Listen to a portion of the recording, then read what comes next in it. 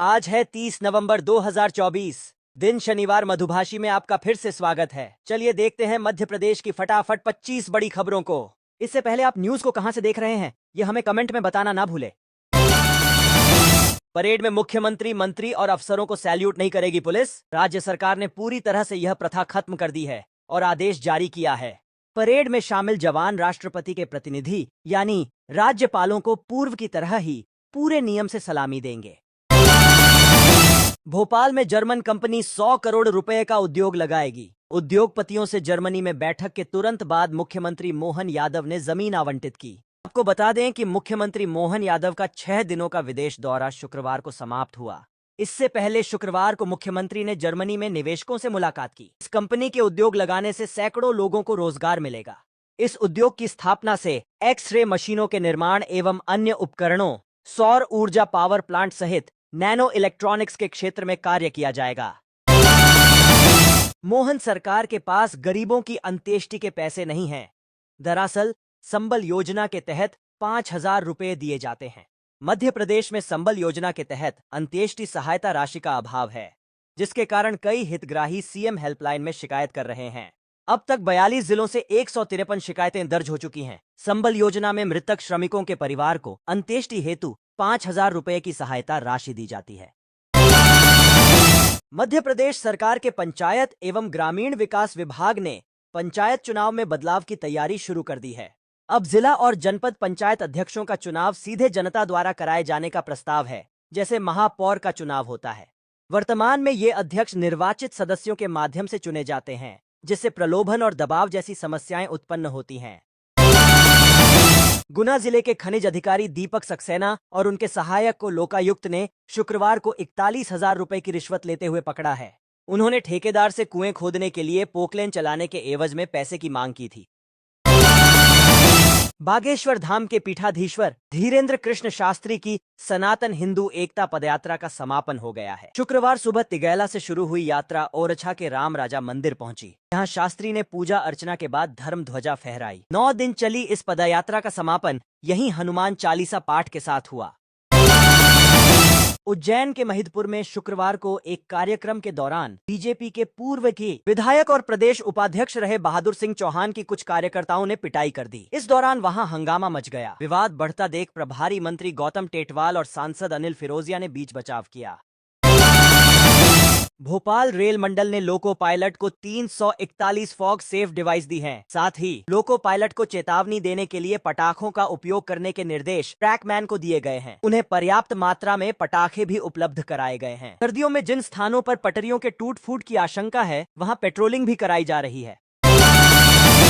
भोपाल में साइबर ठगों ने वृद्ध डॉक्टर दंपति को वीडियो कॉल करके 48 घंटे तक बंधक बनाए रखा। आरोपी ने खुद को सीबीआई अधिकारी बताकर दंपति को मनी लॉन्ड्रिंग केस में फंसाने की धमकी दी। उसने कहा कि उनके बैंक खाते का गलत इस्तेमाल हुआ है। डरी हुई महिला ने आरोपियों के खाते में एनईएफटी के माध्यम से 10,50,000 रुपए ट्रांसफर भी कर दिए।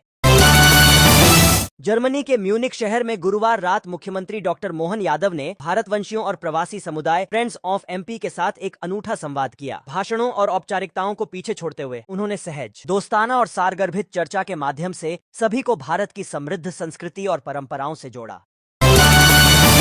मध्य प्रदेश के चीतों को राजस्थान में बसाने की तैयारियों को तेज कर दिया गया है। इसके लिए चीता कॉरिडोर भी बनाया जाएगा। 3 राज्य मध्य प्रदेश, राजस्थान, उत्तर प्रदेश मिलकर देश का यह सबसे बड़ा चीता कॉरिडोर बनाएंगे। इसे लेकर शुक्रवार को सवाई माधोपुर के ताज सवाई विलास में हुई बैठक पर सहमति बन चुकी है। अगले महीने राजस्थान और मध्य प्रदेश के बीच इसे लेकर एमओयू होने वाला है। मध्य प्रदेश से गुजरने वाले राष्ट्रीय राजमार्ग सबसे ज्यादा अतिक्रमण की चपेट में है। राष्ट्रीय राजमार्ग पर अनधिकृत कब्जों के कारण होने वाली घटनाओं को रोकने के लिए पिछले 5 महीनों में कब्जे हटाने की सबसे ज्यादा कार्रवाई मध्य प्रदेश में हुई है। लोकसभा में एक सवाल के जवाब में यह जानकारी सामने आई है। रीवा से आने वाले अंतर्राष्ट्रीय तेज गेंदबाज कुलदीप सेन को आईपीएल 2025 ऑक्शन में पंजाब की टीम ने 80 लाख रुपए में खरीदकर अपनी टीम में शामिल किया है। ऑक्शन में कुलदीप की बेस प्राइस 75 लाख थी। कुलदीप के पिता रामपाल सेन रीवा में छोटा सा सैलून चलाते हैं। मोहन सरकार नए साल 2025 में 7.5 लाख कर्मचारियों को 3% डीए महंगाई भत्ता और 4.5 लाख पेंशनरों को 3% डीआर महंगाई राहत दे सकती है। वित्त विभाग ने डीए और डीआर से सरकारी खजाने पर पड़ने वाले असर का आकलन शुरू कर दिया है। भोपाल में आलमी तबलीगी इज्तिमा की शुरुआत शुक्रवार सुबह फजर की नमाज के बाद हो गई। सुबह से ही देश के अलग अलग हिस्सों से आए जानकारों ने तकरीर की। इज्तिमा का आयोजन भोपाल में 29 नवंबर से 2 दिसंबर तक होगा। दिसंबर से मध्य प्रदेश के मौसम में बड़ा बदलाव देखने को मिलेगा। आज से एक नया पश्चिमी विक्षोभ सक्रिय होने जा रहा है। इससे बर्फीली हवा की रफ्तार तेज होगी और ठंड व कोहरे के साथ शीतलहर की स्थिति बनने का अनुमान है। इस दौरान न्यूनतम तापमान में बड़ी गिरावट देखने को मिलेगी। दिसंबर में सर्द हवाओं से ठिठुरन बढ़ेगी। खासकर मालवा निमाड़ क्षेत्र में इसका अधिक प्रभाव देखने को मिलेगा। भोपाल के रैन बसेरों का शुक्रवार को कलेक्टर कौशलेंद्र विक्रम सिंह ने औचक निरीक्षण किया। यहां उन्होंने ठंड से बचाव के इंतजाम देखे। जिम्मेदारों से कहा कि ठंड में कोई भी खुले में न सोएं और गद्दी रजाई की व्यवस्था करें। मध्य प्रदेश सरकार के मंत्री नागर सिंह चौहान ने इंदौर में खुलकर कहा कि मैं वन मंत्री बनने के लिए तैयार हूं। वन विभाग की लॉबिंग को लेकर उन्होंने कहा भाजपा के सभी विधायक मंत्री बनने की होड़ में लगे हुए हैं। उन्होंने कहा मैं दिल्ली गया था, जहां वरिष्ठ नेताओं के साथ विकास के मुद्दों के साथ साथ मंत्रिमंडल को लेकर भी चर्चा हुई। इसमें कोई संदेह नहीं है। लोक शिक्षण संचालनालय ने शैक्षणिक सत्र 2024-25 की कक्षा 9वीं और कक्षा 11वीं की वार्षिक परीक्षा का टाइम टेबल जारी कर दिया है। यह समय सारणी एमपी एजुकेशन पोर्टल पर अपलोड कर दी गई है। कक्षा 9वीं की परीक्षा वार्षिक परीक्षा का आयोजन 5 फरवरी 2025 से 22 फरवरी 2025 तक 10 बजे तक किया जाएगा। कक्षा 11वीं की वार्षिक परीक्षाओं का आयोजन 3 फरवरी 2025 से 22 फरवरी 2025 तक दोपहर 2 बजे से 5 बजे तक किया जाएगा। एमपी में बिजली कनेक्शन में नाम परिवर्तन करना हुआ आसान। ऊर्जा मंत्री प्रद्युम्न सिंह तोमर ने बताया है कि मध्य क्षेत्र विद्युत वितरण कंपनी द्वारा कंपनी के कार्यक्षेत्र के 16 जिलों के विद्युत उपभोक्ताओं को कंपनी के सरल संयोजन पोर्टल के माध्यम से विद्युत कनेक्शन के नाम में परिवर्तन करने के लिए ऑनलाइन सुविधा उपलब्ध कराई गई है। इंदौर में विधायकों का रिपोर्ट कार्ड देखने के लिए बीजेपी ने संभागीय बैठक आयोजित की। मध्य प्रदेश और छत्तीसगढ़ के क्षेत्रीय संगठन मंत्री अजय जामवाल शुक्रवार को बीजेपी की संभागीय बैठक लेने पहुंचे। जामवाल ने बैठक में विधायकों से 1-to-1 चर्चा करने के साथ ही उनका रिपोर्ट कार्ड भी मांगा। इसके अलावा संगठन चुनाव को लेकर पार्टी आलाकमान की ओर से जारी दिशा निर्देश भी दिए गए। मंडी में अनाज और सब्जियों के दाम में लगातार बदलाव देखने को मिल रहा है। देसी चना और डॉलर चना में गिरावट आई है। तुअर के भाव में तेजी का असर नजर आया है। मूंग के दाम में जबरदस्त वृद्धि हुई है। गेहूं के दाम में जहां बीते दिन 20 रुपए की मंदी आई थी, आज इसमें 30 रुपए का मामूली अंतर नजर आया है। वहीं सोयाबीन में 100 रुपए की मंदी देखने को मिली है और इसके भाव 3600 रुपए पर पहुंच गए हैं। डॉलर चना के दाम में पिछले दिन 100 रुपए की मंदी आई थी, आज इसमें 300 रुपए की और मंदी आई है। देसी चना के रेट में बीते दिन 650 रुपए की तेजी हुई, आज इसमें 350 रुपए की मंदी देखने को मिली है।